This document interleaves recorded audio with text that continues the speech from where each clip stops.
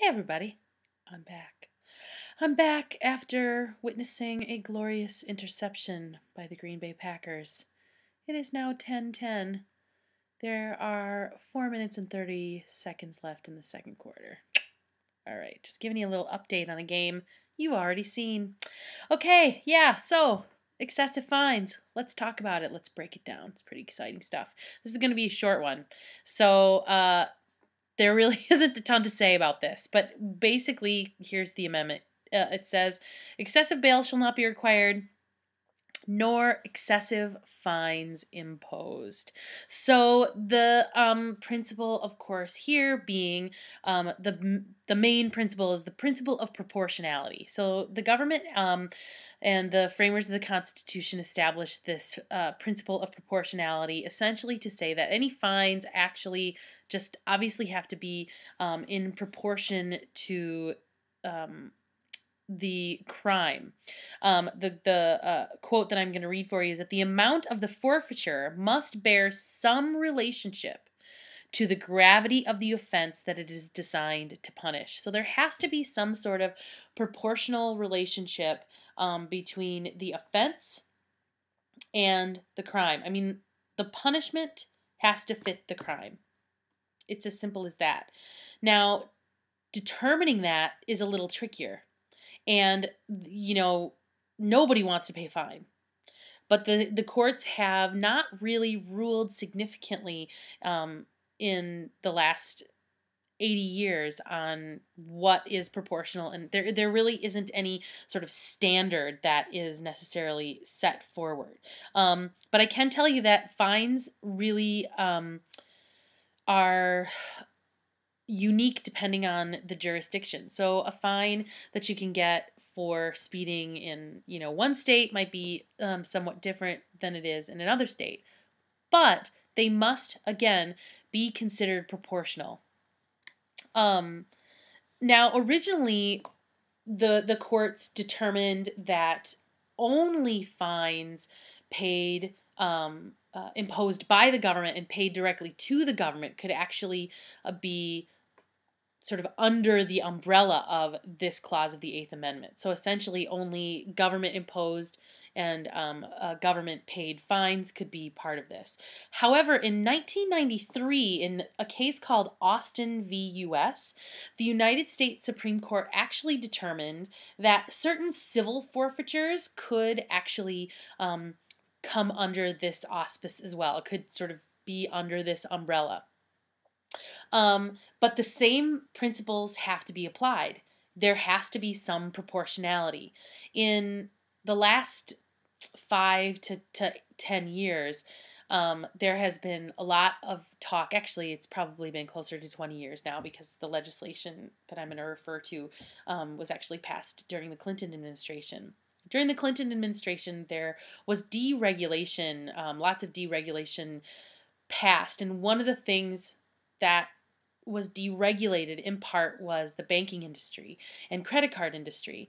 And credit cards began imposing, and banks and cable companies and all kinds of companies began imposing really quite stiff fines, high penalties for things like late payments, and for other like violations potentially of the contracts. Because you sign a contract. I mean, when you sign a contract for cable, like when you sign up for cable, you sign a contract with the cable company.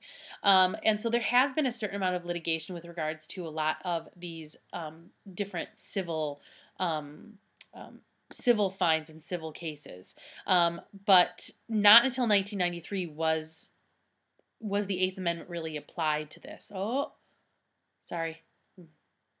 Sorry, the game. Sorry. Okay.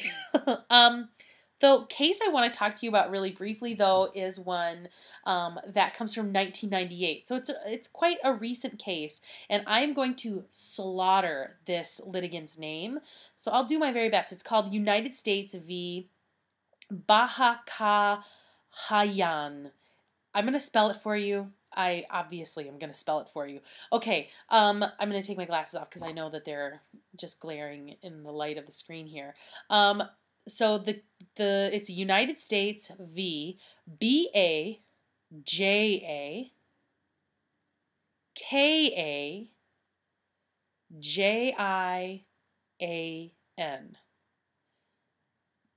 BAJAKAJIAN. BAJAKAJIAN. Bahakajian. Okay, all right. I do not know if that is like Turkish or Pakistani, but that is quite a name. But this case is one of the more recent cases that has come up, and it's again from 1998. And the facts of this case are Bahakajan was charged with violating a federal law which requires people to report when they take more than $10,000 out of U.S. currency out of the U.S. at any given time. I mean, if you've ever flown internationally, you know that, you get this little card and it asks you, how much cash you're bringing with you, and it's part of, customs and all the rules and regulations. And obviously it's because they don't want money laundering, and, it's part of their attempt to limit U.S. currency being used, in organized crime and things like that. But also it's because they don't want tons of U.S. currency being taken out of the United States and essentially being held for ransom by other countries and messing with our monetary policy. I mean, there's all kinds of reasons why the United States government doesn't want hundreds of thousands of dollars worth of cash being taken out of this country on any given day. But here's what happened to Bahakajan.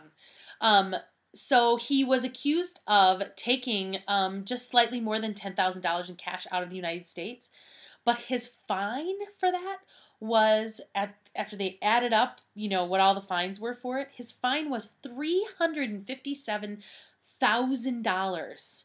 So what the Supreme Court found in this case in 1998 was that was just excessive.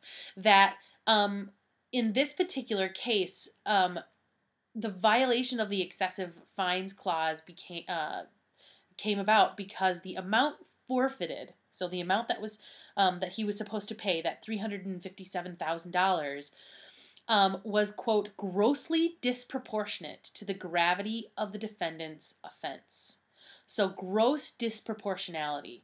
So you may not want to pay a $360 fine for that speeding ticket, but the question is it grossly disproportionate to the gravity of your crime? If you are driving at 85 miles an hour down the interstate, you may not think it's a big deal, but it causes extreme danger to the people around you, as well as the people in your vehicle. And so charging you $350 as a fine would not be considered grossly disproportionate to the gravity of that offense, because the gravity of that offense is pretty significant. I mean, you guys probably don't think of it as being significant, although maybe you do. I hope you do, because it's scary for me to be driving down the interstate and having people drive crazy fast. So that is the question, sort of this gross disproportionality, but also, that principle of proportionality has to be in place. So, okay, so that's pretty much all I have to say about excessive fines. So I'm gonna stop this segment and move on to our last segment. And this last segment might be a little bit longer than the class, so we might actually go over. So you'll just have to watch it after school, which is your favorite thing to do, I'm sure, is watch videos of me after school. But talk about all this after you're done. If you need some clarification, certainly, once again, go ahead and do that. Otherwise, I'll see you on the flip side, and we will talk about cruel and unusual punishment. Okay, so long.